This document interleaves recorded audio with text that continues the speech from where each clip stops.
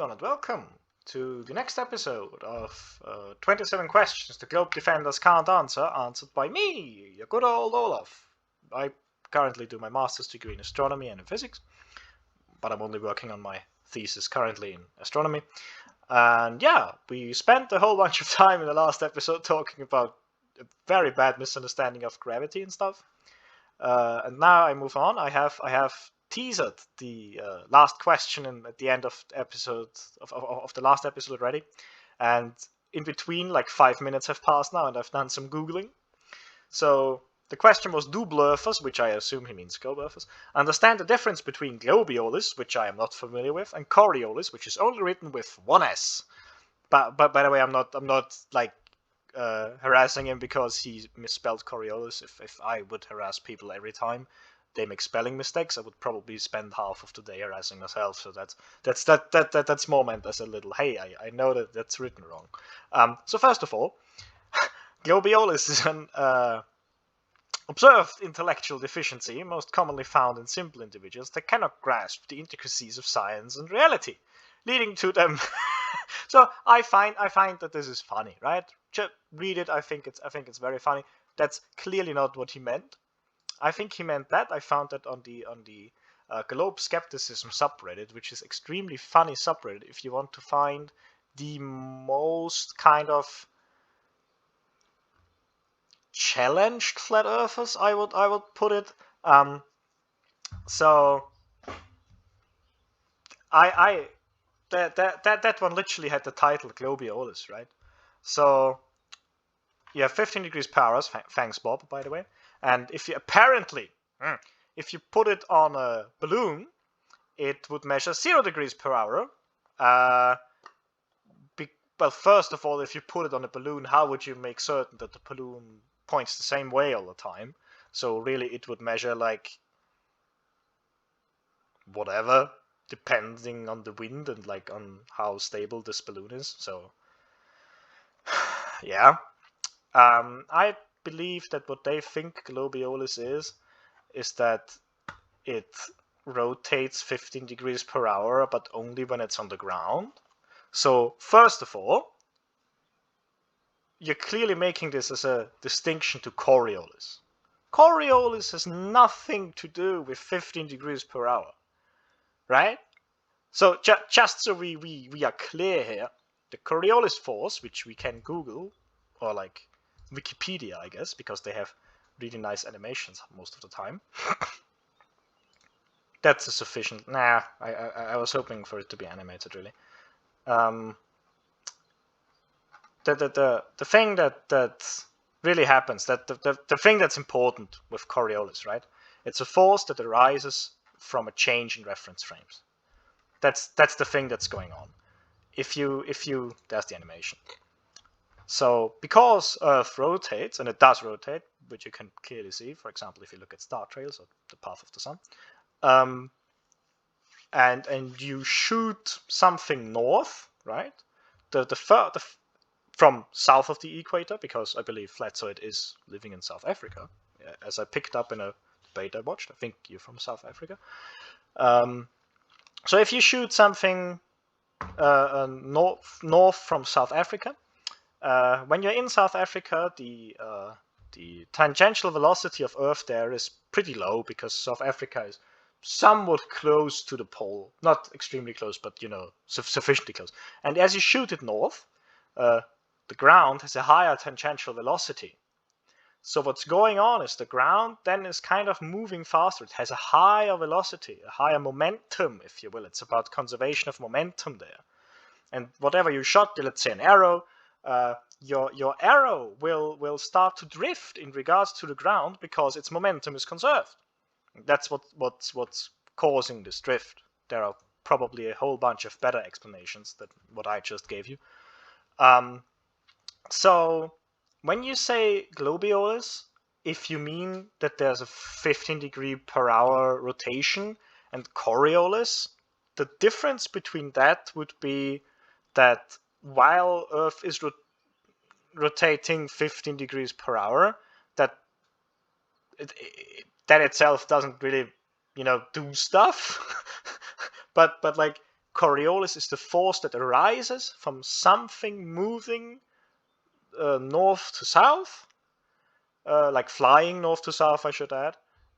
Definitely losing connection with the ground that is necessary for Coriolis to be visible. Yeah, so I think that's that. I'm unsure what it is, to be completely real. Does he explain it? I probably not. I'm going to say judging from no. the other questions. What do you guys think? Nope. No, exactly. First of all, I mean, you lost me at Blurfer, really. So, Globies, would yes, you be? This hello. is going to be homework for you guys because I don't want to explain it. I want to see if you guys actually Okay. know the difference. No, that's fair. Would any of you make a video or a response, or even Oh, coming on now hi. and explaining to us? I'm doing that. Hello. How are you? I'm doing a video. That's like when they say the movie of the movie in the movie, like the name of the movie in the movie. That's like what's going on now. He says that I'm supposed to do a video response, which is actually happening. Sorry. So I don't, because I'm unsure what the blurfer is, and I'm not entirely sure what the globiolis is. I would love an explanation. Maybe I got it right just from this one meme I found in 2 minutes of Googling for globiolis, which itself is very poor. But, you know, if I don't... Technically, that's a question I can't answer because it uses vocabulary that I'm not familiar with. So how could I answer Between it? globiolus and Coriolis, because we know the difference. We just want to see if you know the difference. If globiolis just Hey, refers to Geocentric Hip Hop, thank you for coming. You rock. rotation of Earth, then yeah, the difference is that Coriolis is the force, even though you didn't say force. Coriolis, strictly speaking, Coriolis alone isn't a word in physics. You need Coriolis force to kind of specify it. But yeah, that's neither here nor there. That's splitting hairs, really. Hillary says the moon is much further away. It's called thing of diffraction. Yeah. Yes, They're just getting a bit exists. cheeky with this dummy. Yeah. Oh, they're talking about that comment here. If it's further away, yes, the shadows diffract more. Shadows.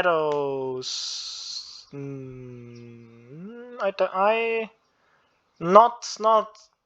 You can't say that as a blank statement. Like, okay, you have refraction and you have diffraction. So, I'm googling it in the background on my second monitor because I keep mixing up those two in English. Yeah, so diffraction is essentially the interfering, like when you know waves interfere and you get interference patterns through the aperture of like a geometric something. So it's like if it's farther away, diffraction patterns, they just get bent out. But what I would say is the shadow gets a bit blurry. It gets a bit you get the good old penumbra effects if it's further away. I wouldn't necessarily call it diffraction, but I think it might actually be fine. It's probably diffraction of some specific area of the Earth if the shadow of the moon that we're specifically talking about is caused by the Earth. But yeah, that's neither here nor there. And therefore, you're not going to have the same effect. It's actually going to make it worse. I don't think so. You're not going to have a hard edge as they have. Yes, that is true, but you don't see a hard edge in the pictures so anyway. That's number 4, guys. Globies, we don't want to explain the difference to you. That's I'm simply telling you, pity. no, you don't. Like so it'd be great if you can make a response to this or come in and explain it to us. Guys, ready to go move into 5? Yes! Yep. Give us number 5, come on. There we go. Number 5. How can level bend with a globe if it's always defined as straight? It's not always defined as straight. When you look at the definition of level, I actually closed the second window here. I'll open it on a second monitor and pull it over. If you look at the the textbook definition of level, what it really means is conforming to the curvature of Earth. That's really what that means. Level means conforming to the liquid parts. I should have added to the liquid parts, I believe, of Earth. If you look at that up because in science you have technical terms, and more often than not, these technical terms mean something other than in what we use in daily language. That happens a lot, especially in astronomy and in physics. I might add, probably also in other subjects, but I'm not as acquainted with other subjects. So level in geophysics, that's roughly where I would put that, means conforming to the liquid parts of the Earth, to the curvature of the liquid parts of the Earth. So that's really a game of semantics, and I really don't like when flat earthers do that, because it's just a word, and you can't prove anything about reality by just reading up the definition of a word. I saw that in a stream where a flat eartheress, and I say flat eartheress because it was a female flat earther, said something like, yeah, a binary star, and then she defined something binary from a dictionary that had nothing to do with binary stars whatsoever. And I think that's fascinating. You don't get your descriptions from like a general dictionary. You need to look at the technical definition, and I find it to be fascinating. This side. By the way, I should also show you. I've opened it on the second monitor, not shown it. Go away. Oh, I'm sorry, that's globe. If you all of these are globe definitions. I find that's funny.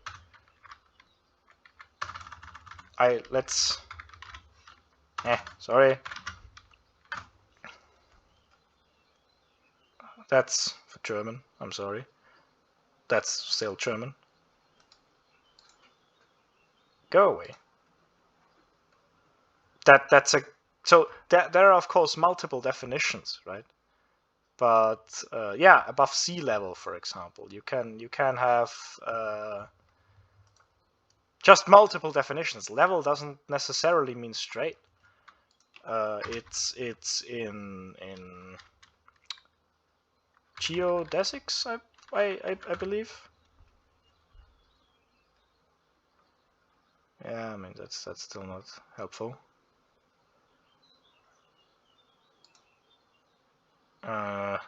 Geodesic is more of a term from general relativity, which is probably also not what we what we want to talk about.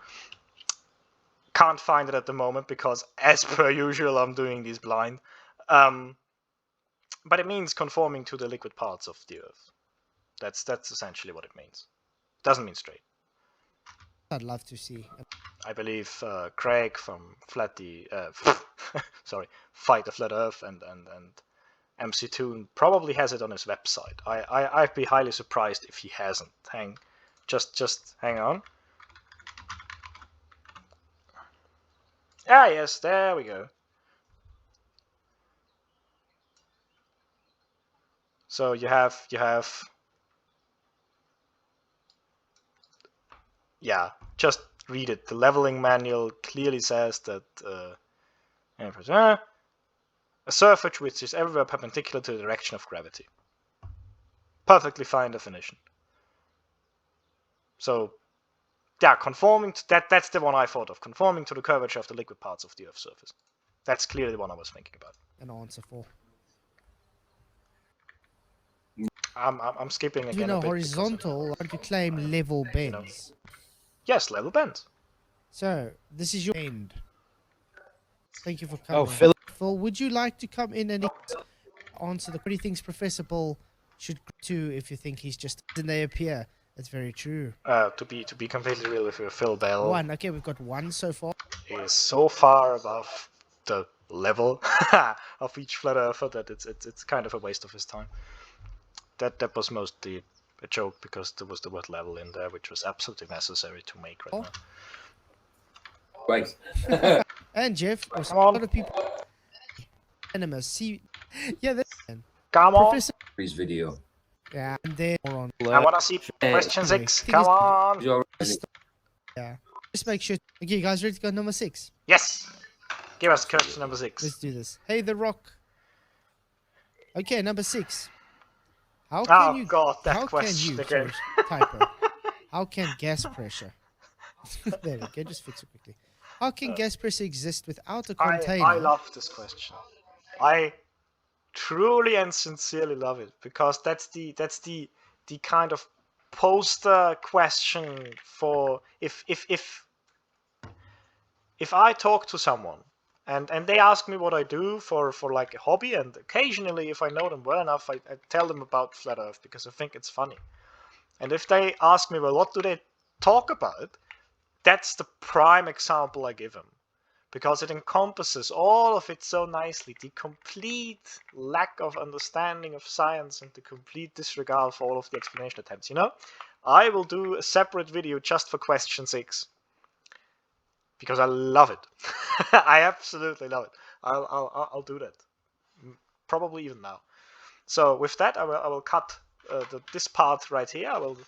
I thank you very much for watching. If you enjoyed the video, do consider leaving a like, and if you really enjoyed it, please consider possibly, dare I suggest, subscribing. It would really, really make my day. Other than that, I see you in the next video, and have a nice day. Goodbye.